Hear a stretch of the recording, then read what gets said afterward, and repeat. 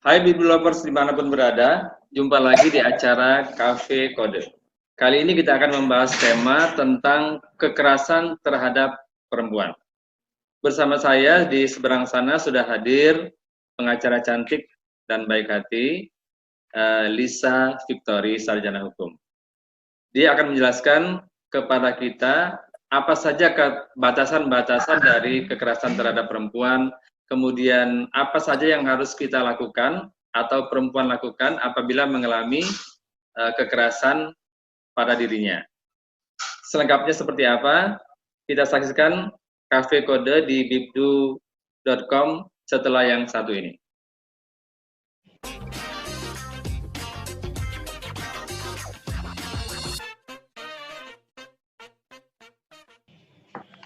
Oke, Mbak Lisa sudah ada di seberang sana karena kita sedang PSBB. Tema yang akan kita bahas adalah bagaimana ya nggak apa-apa. Kita akan membahas tentang kekerasan terhadap perempuan. Nah, dalam tinjauan hukum batasannya seperti apa itu yang namanya kekerasan terhadap perempuan itu, Mbak Lisa. Silakan, Mbak. Iya, Assalamualaikum warahmatullahi wabarakatuh. Terima kasih atas waktunya untuk Cafe Kode, semoga semuanya sehat selalu. Saya akan menjawab untuk tema kita pada hari ini, kekerasan dalam perempuan, yaitu kategori kekerasan dalam perempuan adalah yang mengandung unsur kesengsaraan, penderitaan secara fisik, seksual atau psikologis, ancaman tertentu, pemaksaan, perampasan kemerdekaan secara sewenang-wenang yang terjadi di depan umum atau dalam kehidupan pribadi. Kemudian untuk ketentuan yang mengatur yaitu pasal 1 butir 1 UU PKDRT Undang-Undang Nomor 23 Tahun 2004 tentang penghapusan kekerasan dalam rumah tangga, yang berbunyi kekerasan dalam rumah tangga adalah setiap perbuatan terhadap seseorang, terutama perempuan, yang berakibat timbulnya kesengsaraan atau penderitaan secara fisik, seksual, psikologis, dan atau penelantaran rumah tangga, ancaman untuk melakukan perbuatan, pemaksaan atau perampasan kemerdekaan secara melawan hukum dalam lingkup rumah tangga. Seperti itu. Kemudian untuk apabila terjadi kekerasan dalam perempuan, apa yang harus dilakukan? Korban berhak melaporkan secara langsung kepada pihak yang berwajib, gitu ya. Atau dapat yang melaporkan adalah yang dikuasakan.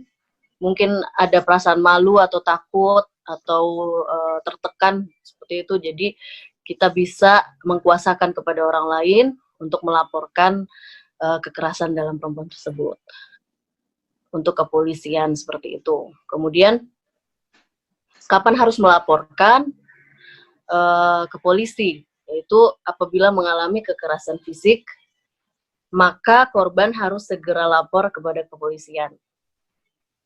Begitu kita dapat kekerasan atau tekanan atau apapun bentuknya itu, kita langsung ke kepolisian. Kemudian korban diarahkan untuk melakukan visum.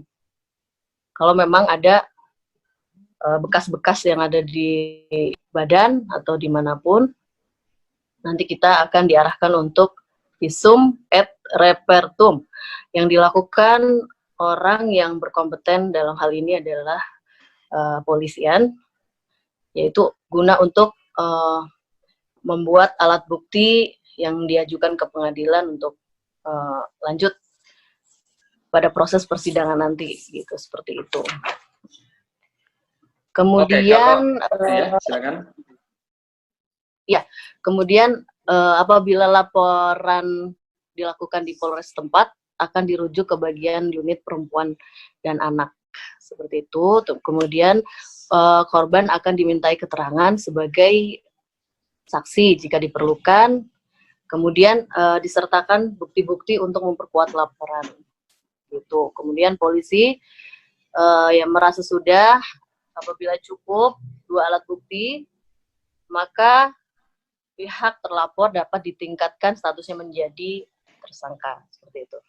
Dan yang terakhir adalah catatan siapa penyidiknya yang menangani kasus tersebut harus kita catat.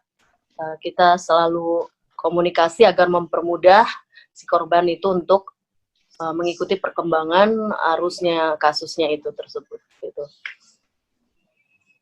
Terus yang tadi disampaikan, apalagi Mas?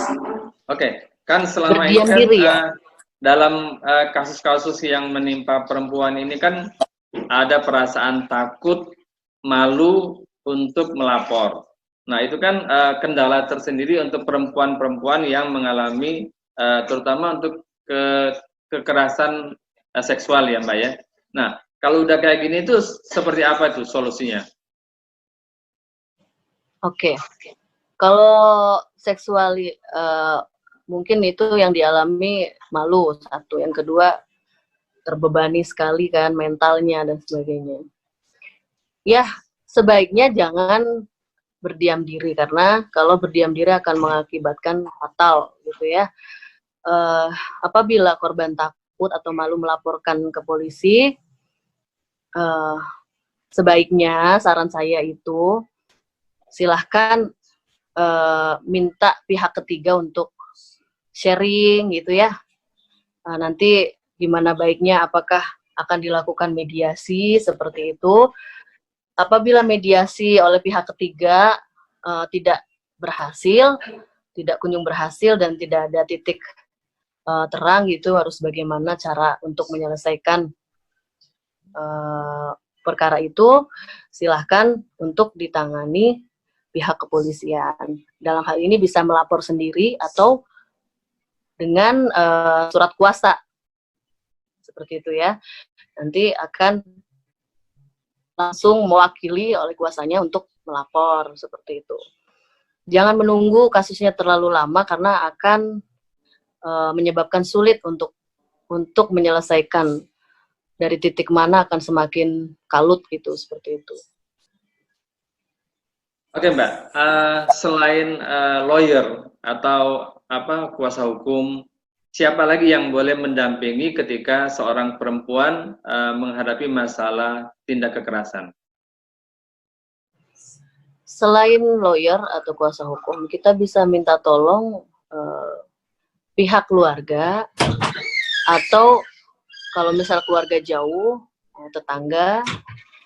Kalau tidak tetangga, misalkan RT, RW setempat. Pokoknya siapa aja yang bisa di sini adalah masyarakat yang bisa melindungi dan menanggulangi, mencegah tindak kekerasan terhadap perempuan ataupun anak gitu ya. Seperti itu. Khususnya adalah peran utama yaitu adalah masyarakat sih, seperti itu. Yang harus berkomitmen untuk melindungi perempuan sesuai harkat dan martabatnya, serta mencegah kekerasan dan diskriminasi. Kemudian mengadvokasi serta mencegah kekerasan, yaitu untuk lebih memberlakukan jam-jam tertentu untuk misalkan penerima tamu, seperti itu ya, untuk wilayah masyarakat setempat gitu kan, biasanya ada jam-jam yang akan bertamu, seperti itu. Kemudian mewaspadai indikasinya adanya perdagangan orang atau tindak kekerasan terhadap perempuan. Atau apabila masyarakat mendengar gitu, segera misalkan keluarga tersebut tertutup, dia tidak ada rasa ingin terbuka dengan masyarakat, mungkin masyarakat dengar gitu kan, wah itu tetangga ada kekerasan dalam rumah tangga atau perempuan atau anak gitu ya, segera laporkan gitu loh, jangan didiamkan. Sebagai masyarakat yang peduli terhadap yang lain gitu kan, harus segera melapor, seperti itu. Kemudian memfasilitasi, memberikan konseling serta pendampingan terhadap korban atau perdagangan orang atau tindak kekerasan kepada perempuan. Nah, yang terakhir, berkoordinasi serta bekerja sama dengan seluruh lapisan masyarakat dan pihak berwajib dalam mencegah dan mengenali, menemukan dan menanggulangi korban perdagangan orang dan tindak kekerasan terhadap perempuan dan anak dalam hal ini gitu. Seperti itu. Ketika orang mau melaporkan suatu perkara tindak kekerasan pada perempuan, itu butuh berapa orang saksi? Yang normatifnya itu berapa? Kemudian kalau misalnya tidak ada saksi, dia sendiri yang menjadi korban, apakah itu bisa membuat laporan ke pihak yang berwajib? Bisa sekali. Kalau untuk saksi, apabila ada saksi, dibutuhkan 2 orang saksi untuk memperkuat laporan itu. Tapi kalau memang tidak ada saksi, hanya datang sendiri, itu akan tetap dilayani dengan baik oleh pihak yang berwajib atau dalam hal ini kepolisian.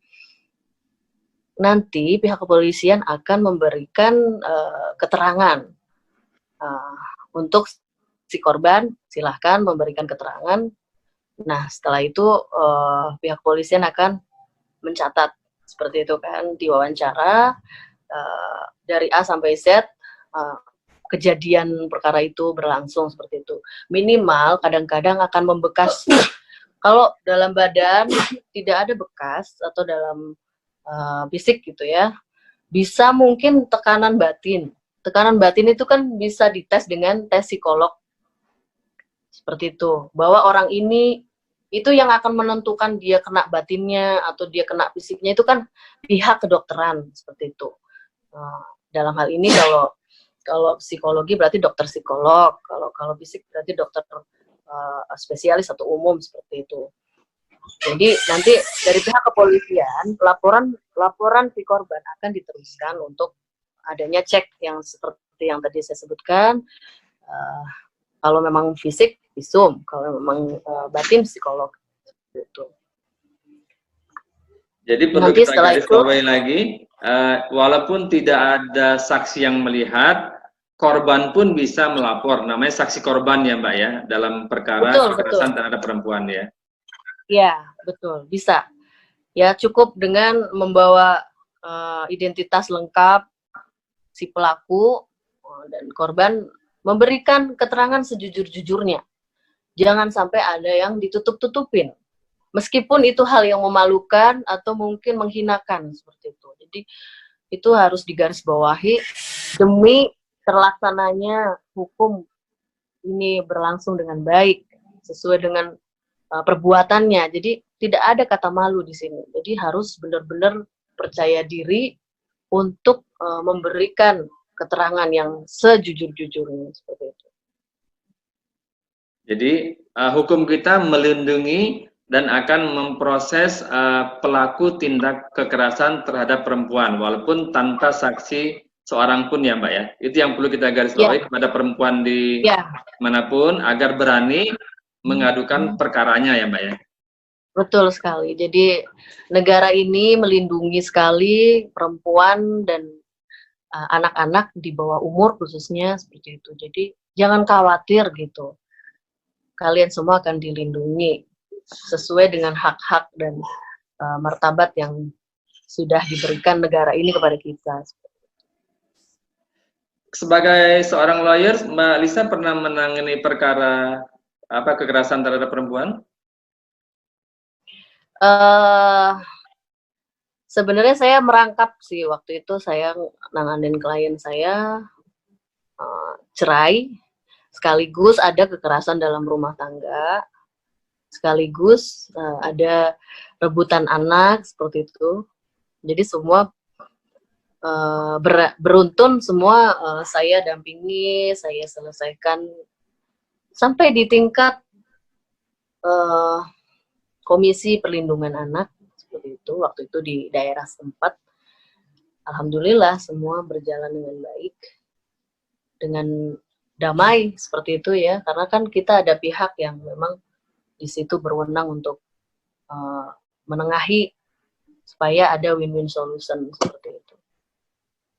Jangan takut, pokoknya pesan dan kesan saya, apapun yang terjadi pada diri kalian, perempuan dimanapun di seluruh Indonesia, jika mengalami hal-hal yang demikian, yang seperti yang saya sebutkan tadi, ada kekerasan, intimidasi, ancaman, apapun itu, jangan takut, pokoknya bismillah aja, lapor, insya Allah kalian akan selamat dan selalu dikawal prosesnya dengan baik oleh pihak-pihak yang sudah berkompeten seperti itu. Oke Mbak Lisa, terima kasih banget atas uraiannya soal kekerasan terhadap perempuan. Semoga apa yang dibahas ini bisa bermanfaat dan menguatkan perempuan dimanapun berada agar berani mengadukan persoalannya kepada hukum. Terima kasih ya Mbak ya. Siap. Ya, sama-sama Mas. Saya selalu. Ibu Lovers, itulah pembahasan kita untuk Cafe Kode kali ini bersama pengacara Lisa Victory. Semoga bermanfaat untuk semua dan jangan lupa like dan subscriber akun official dibdu.com. Dan silakan share jika materi ini berfaedah untuk semua. Sampai jumpa di acara Cafe Kode berikutnya di pekan yang akan datang. Sampai jumpa.